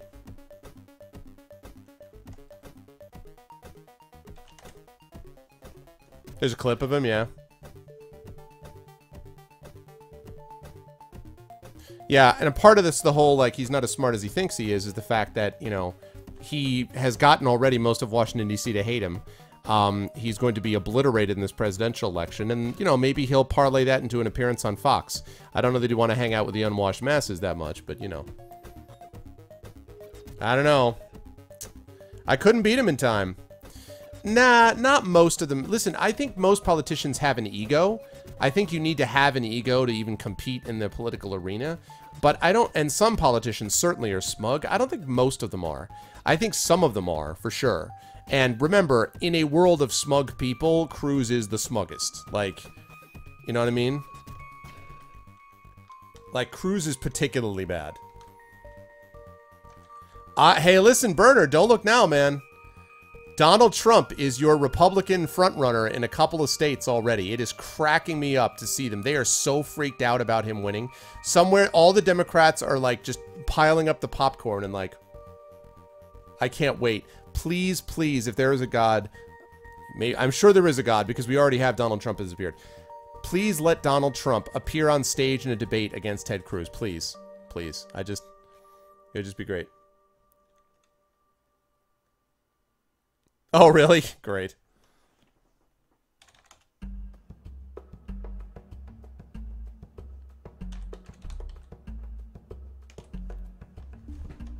Anxiety for Ellie. I'm so naive. I'd love to see it. I'd love to see it. Oh, it would be precious. Let's see. Okay, so anxiety for Ellie. You hope you've done the right thing. Weak sauce. Major Rogers informs you that the next stage of the application process for top secret clearance is a polygraph test. Having been entirely truthful in your application, you see no reason not to give the same answers in the polygraph test. You pass. In a few weeks' time, an email tells you that you were awarded a top secret clearance. Do they send emails telling you about top secret clearances? Really? Who would win that debate? I mean, listen, Cruz was a very good debater. He was a very good debater, but, I mean, he would win, but it wouldn't matter. He'd win and everyone would hate him, and Trump would win anyway because they'd find him more interesting, and like the Democrats would still be like, you know. I would love to see either Trump or Cruz get nominated so I could watch them lose 49 states. It would be precious. Cruz is a better debater than Trump, but the question is whether anyone would care, right? Like, you know, Trump would say something stupid and outlandish because he's Trump, and Cruz would smug his way through. Cruz is a good debater, you know, and so that's true, Dragon, right? In a few weeks' time, an email tells you that you're awarded a top secret clearance. You scan the restrictions. Apparently, you can no longer publish anything about your area of expertise, nor leave the country without first asking for the government's permission. That is sort of the opposite of the James Bond lifestyle you'd imagine, but in practice, you've never been one to get out much, so perhaps this is all right. You attend a classified briefing at the same laboratory. We got an achievement! Get a top secret clearance. You attend a classified briefing at the same laboratory where you met with Major Rogers before, where some Air Force intelligence officers share with you and a room full of other invited engineers what they know about the Chinese robots. To be honest, you expected something a little sexier than these highly detailed technical specs, but they should help your own robots exploit the other robots' weaknesses. ++++ military. Many attendees leave, and a few further session details the current weaknesses in the drones currently employed by the government. Unfortunately, this information is practically worthless to you since you plan on supplying better robots anyway, but you suppose it will be marginally useful to know what existing technology you can build on. 5 military. Yeah, there you go. Hey, what's up, Ride? How you doing, man? What's going on, Ride? How you doing, dude? Yeah, well, it depends, right? Many attendees... No, I did that. Meanwhile, the speakers caution that now that you know these facts, you'll be a target for enemy intelligence efforts. On the whole, government secrets appear to be like the secrets of family members, more a burden than a privilege. Alright, enough of the boring stuff, says the speaker, a man in an airman's uniform who you think was introduced as a colonel. I have a surprise for you. The speaker starts a video that appears to be a drone's view of a scrubby countryside. You estimate from the latitude and longitude readout in the corner that this is probably the southeastern part of China. There is a targeting reticule in the center of the drone's field of vision. This is a live feed from a drone on a capture or kill mission, the colonel narrates. We still call it that, even though it's never capture, because hey, when was it ever capture? You make a mental note that the military's capture-kill directives appear to be really just lip service even for their human soldiers, and your robots will not be expected to really capture. This should let your robots focus more on pure firepower, which you suppose is very logical. Holy cow, we got 8 military points in the last 2 pages, guys. 8 military. Going well, man. It's going well. 8 military points. All of a sudden, we're all soldier all the time. The video comes upon a small house near a river. 5 men run out as the drone approaches and the targeting reticule begins to swerve and track the men. They scatter and the reticule follows one in particular. Zi Chao, high-ranking party member and military hawk, out taking some R&R, the colonel narrates. But little does he know he's about to RIP. There's a polite chuckle from the audience. What do you do as you watch the targeting reticule close in upon this man? I can't look, I shut my eyes. I watch with interest, it should help me develop better robots. Or I walk out, I'm not going to be a part of this. I know, Beljor, right? I was thinking the same thing. All of a sudden, we got like all bloodthirsty. You go into war against China and all of a sudden we're like, nope. I guess they figured we've already destroyed our chances with Ellie. All of a sudden we've become a cold, heartless bastard.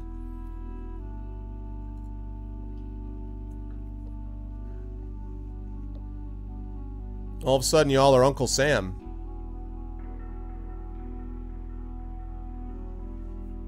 Let's see these stats now. Look at our military. Good. Grace, 21, impressive. Military, 17, good. Autonomy, 12, stable. Empathy, 11, stable. Man.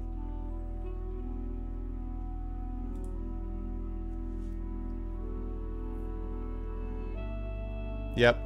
Really, Shadowed? It's Monday. That changes everything? Yeah, well, pretty much agreed, Rogan.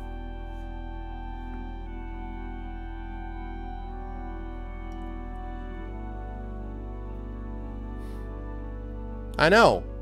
I know. And then for no explicable reason, we just decided we were just going to, like, nope, screw Ellie, screw love. It's all about war.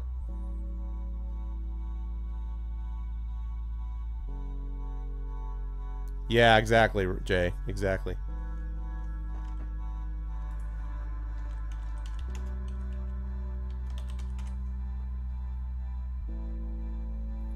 Watch Intrigued, 4 votes.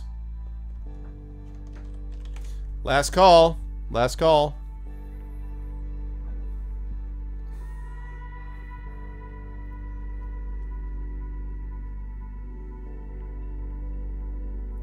Yep, you turned on Sithette.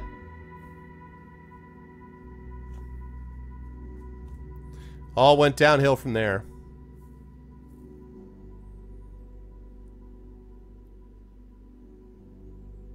Homer meets the trumpet. That's right. I wonder if that was actually Trump doing the voice. It was like we couldn't be happy. We're like, oh, we have a wonderful relationship. Like, not anymore. Turn into the government, become military. All of a sudden, we're the Terminator. All right, watch Intrigued. You watch as a stubby bomb enters the camera's view and pay close attention to how steady the targeting reticule is during the bomb's descent. The natural rattle of the drone makes it somewhat shaky, and you come up with some plausible hypotheses for how to stabilize it. Plus grace, plus military. Plus grace. The bomb detonates on contact with the man, and you find yourself strangely fascinated with the way his parts fly in all directions, each bloody arc a proof of Newton's laws. Dear God. The speaker concludes with a bullet-pointed slide labeled Conclusions, and the audience claps, and it is once again like any number of talks you saw in graduate school. With your new clearance, you find that you're able to get your company involved in much more lucrative contracts. 1, 2, 3, 4, 5, wealth. Wow. You're also able to design robots that fit much better with the military's needs and culture. 1, 2, 3, 4, 5, military. When your salespeople start saying better situational awareness instead of better world models and red team instead of enemy, suddenly they find they're much more on the same page as their clients. What will your new war robots be like? Good God. They will be extremely intelligent missiles. They will be giant mecha anime style, but without the 14-year-old pilots. They will look identical to humans, able to replace them entirely on the battlefield. Or they will be large humanoids able to transform into vehicles. Oh my God, you can make them into the Transformers. Listen, since you've already ruined this playthrough, you might as well make them into Transformers. Look at his humanity has dropped to 68% since you guys did this. He's quite wealthy. 23 military. It's even more than our grace now. Good God, man. The Transformers, more than meets the eye. You're choosing Mecha over Transformers? But they're Transformers! They'll be made of wood and have wings. I mean, I understand the Mecha thing, but Transformers, guys! Transformers!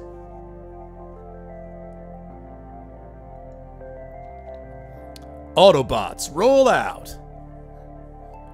Bumblebee, take him down. Megatron can't be allowed to win. We can pilot our own robots. You guys are too much Pacific Rim. And what? Rogan.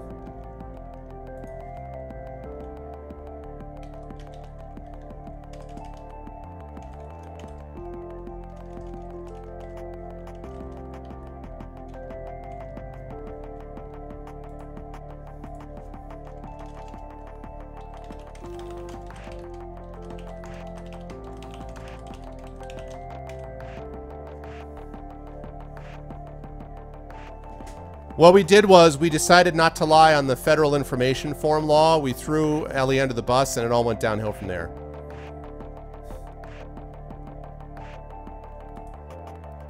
Autobots, roll out. Cobots for life. You're lost if you think MechWarrior is better than Transformers. Untrue. Your facts are in error. In error.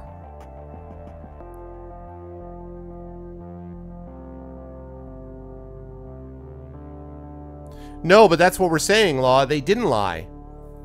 They didn't lie. Chat told them the truth, but the point was by telling the truth, they threw Ellie under the bus, basically. Gundam is greater than everything else. That's true. We went south and accept the military. That's true. We should have never done that. We should have been like, go, you know. We should have just told them to go pound sand. But all of a sudden everyone was like, America. So...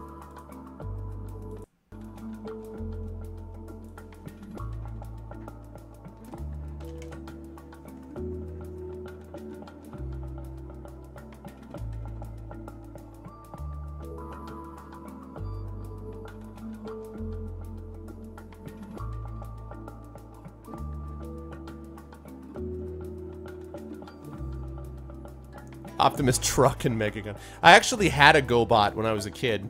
It was the leader, it was like this evil guy, the evil leader, the space shuttle dude. And I was always like, this is great, but... How like a god he is, that ancient machine, primal of all his kind, the Imperator. His mighty fists massive like 2 towers of destruction, laden with the doom of mankind's bitter foes. He watches over us now as battle joins, and in his shadow we shall advance upon our enemies and defeat them utterly. Yeah, this was our Anakin moment. You were supposed to be the chosen one!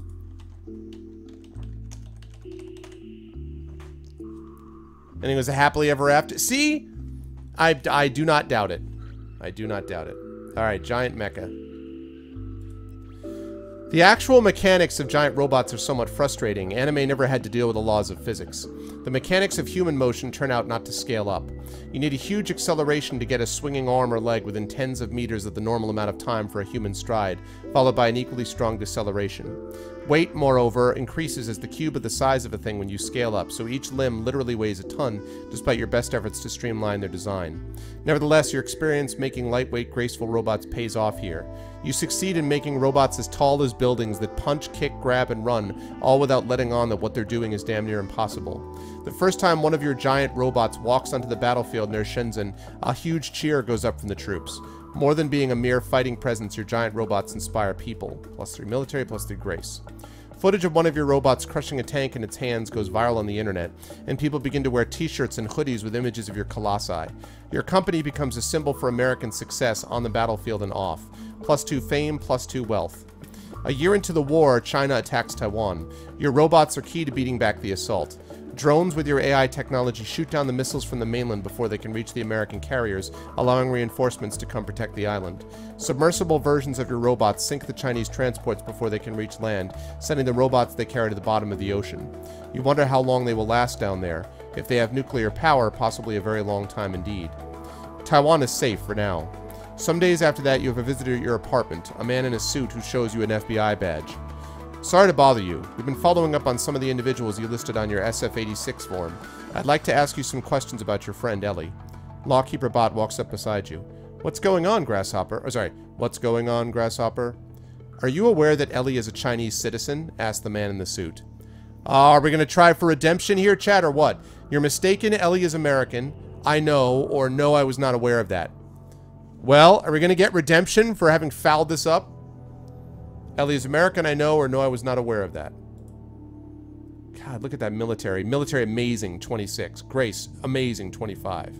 Autonomy, stable, 12. Empathy, 11, stable.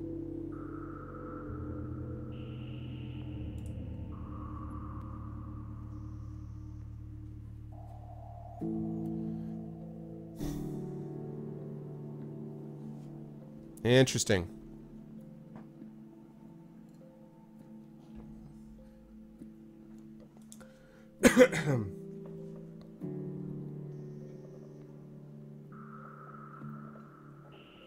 Seems unlikely.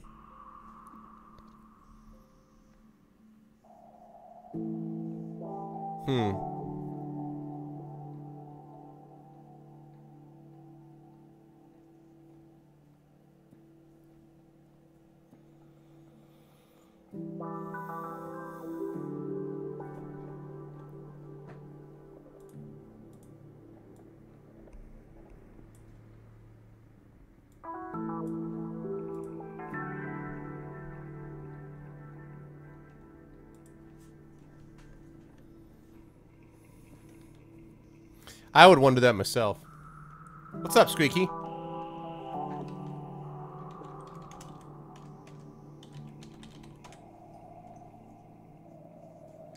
Ellie's American lie. I know 5 votes. I was not aware. It's interesting. It's like Chad is like chat is making its own decision. It's like, all right, I'm going to take responsibility for my actions or something. Interesting. Interesting.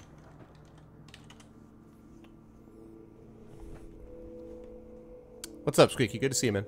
Last call, last call. Right, Vacant? I guess. Two feels to me like I feel super guilty and I'm going to take my punishment.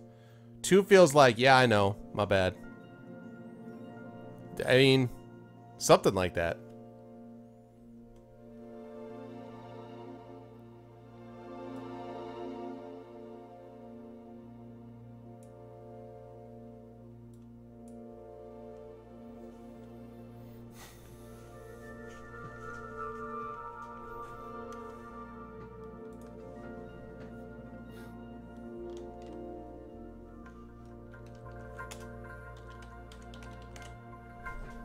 I know, but she was pretty. Okay.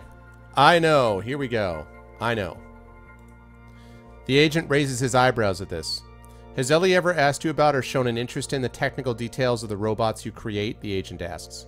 Yes, often. Only once in graduate school. Or no, she has never shown much interest. Yeah. So what's it going to be? Yes, often. Only once in graduate school. Or no, she has never shown much interest. Right, exactly, Rogan, right.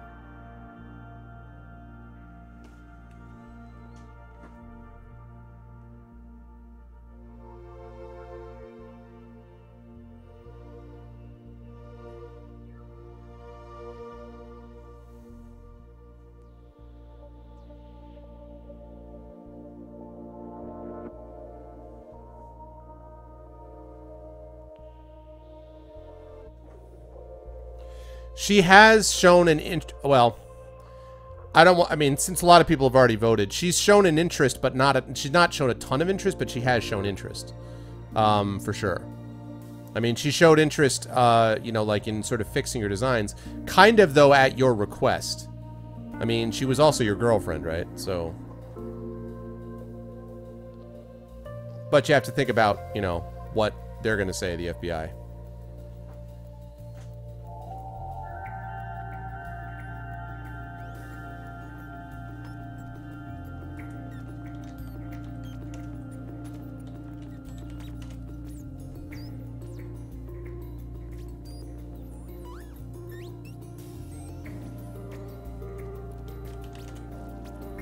This is really interesting. All right, last call.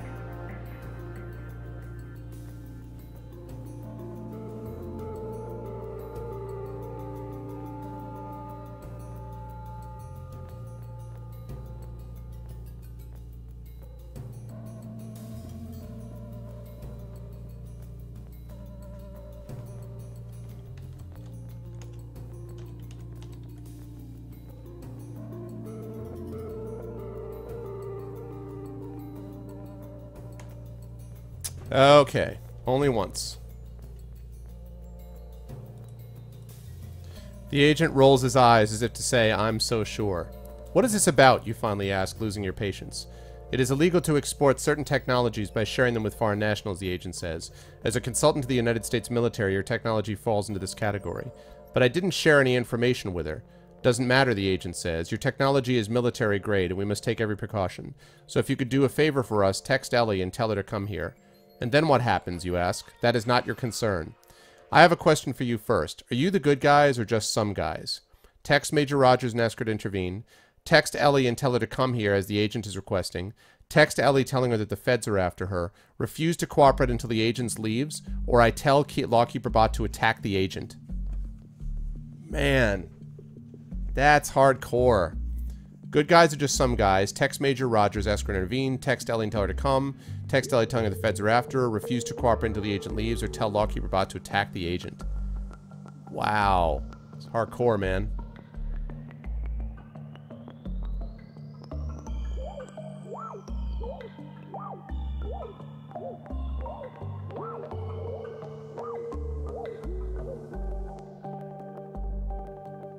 Interesting.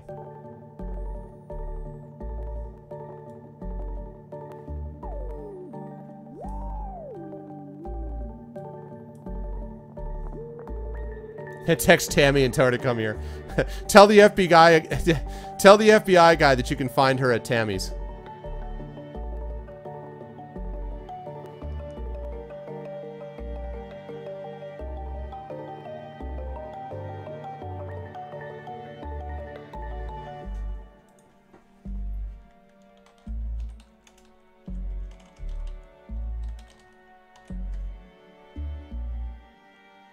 Four votes for texting her.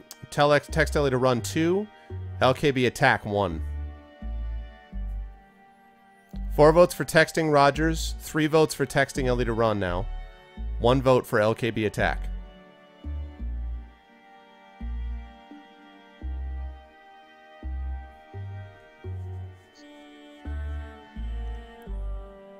I'm not Ellie. That's what Ellie would say.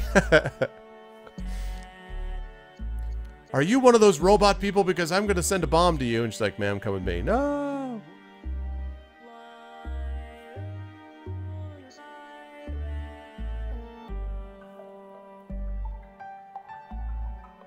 With attack drones.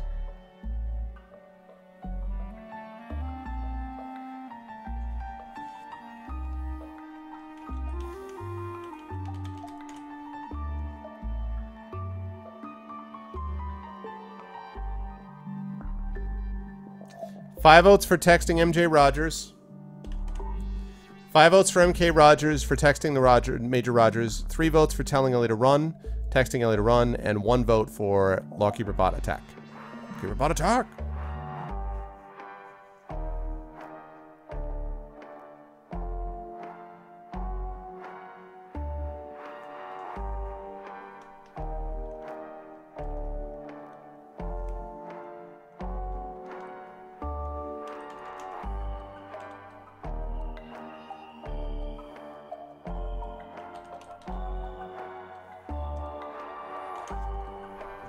Okay.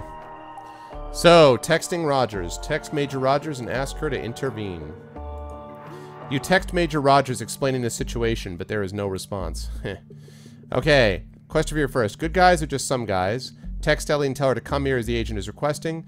Text Ellie telling her that the feds are after her. Refuse to cooperate until the agent leaves, or tell Lawkeeper Bot to attack the agent.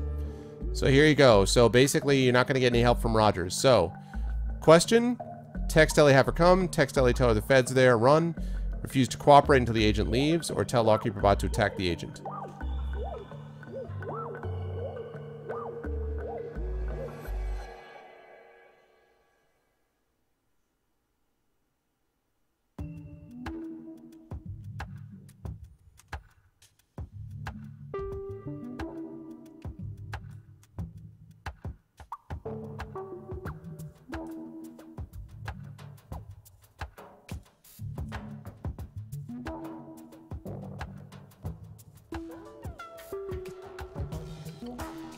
Well, sure. Ratted you out, lol. Oops, run.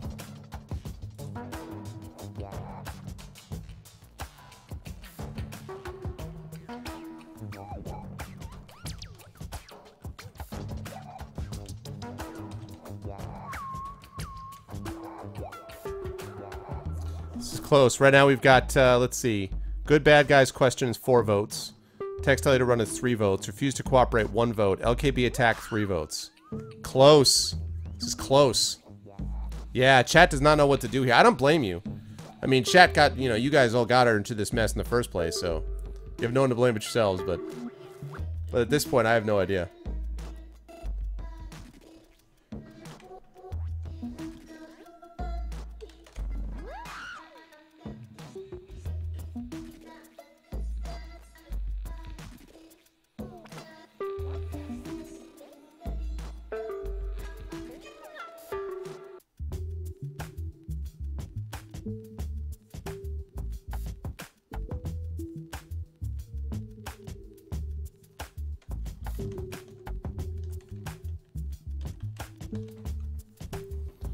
Alright, I'm closing this poll down in just a moment.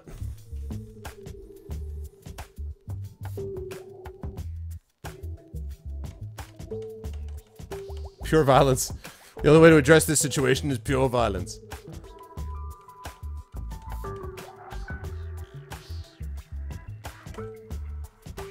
Okay. Good bad guys question. The agent's smile is bitter. We're just some guys. What's up, gentlemen? How you doing, man? Alright, now we got the 4, guys. We kept delaying, Text Ellie, tell her to come here as the agent is requesting. Text Ellie, telling her the feds are after. Refuse to cooperate until the agent leaves, or tell Lawkeeper Bot to attack the agent. Gent, some things have been going on, gentlemen. Chat has kind of fouled some things up. I'm just saying.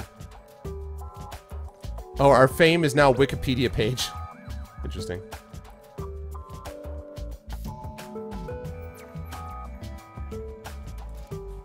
What? Fades from chat forever. You can make a command, Lego.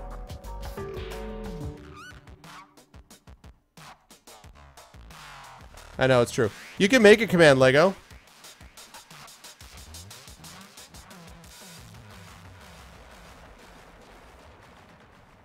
That's more or less what Gent did.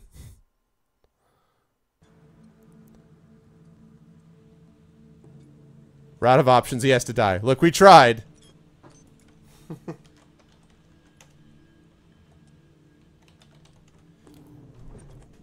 It's amazing how far south this thing has gone, too.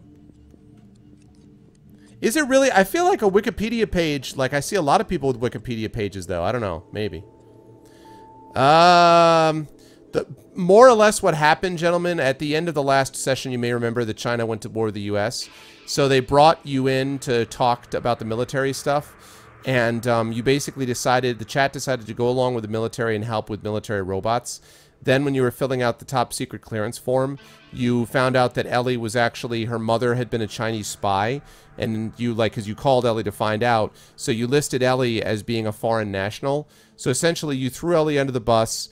You got, like, all of this military and wealth now. So you got, like, military and wealth stuff going on. And so I'm not entirely sure how to fix this problem. Yeah.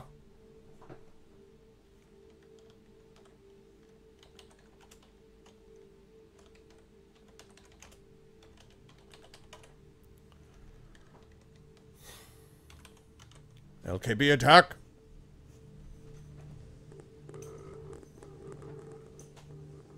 It's like, I guess they're just like, gots to go. Yeah, it's gonna be an issue. Instead of trying to refuse to cooperate, we're just like, we'll just take them out. You're like, the next stage, like the agent's expecting you to be like, okay, are you gonna resist me? Like, no, my robot's gonna kill you. Lawkeeper Bot? Oh man, this would be, I have to say though, wouldn't this be an epic movie scene? Can you imagine the scene where the agent's there and finally the guy who owns the robot is just like, go get him. And the agent's like, no, he's like trying to shoot at the robot. Oh man. I know, right, Zcat? This is like so far out. And it's a lot of the same people, I don't know.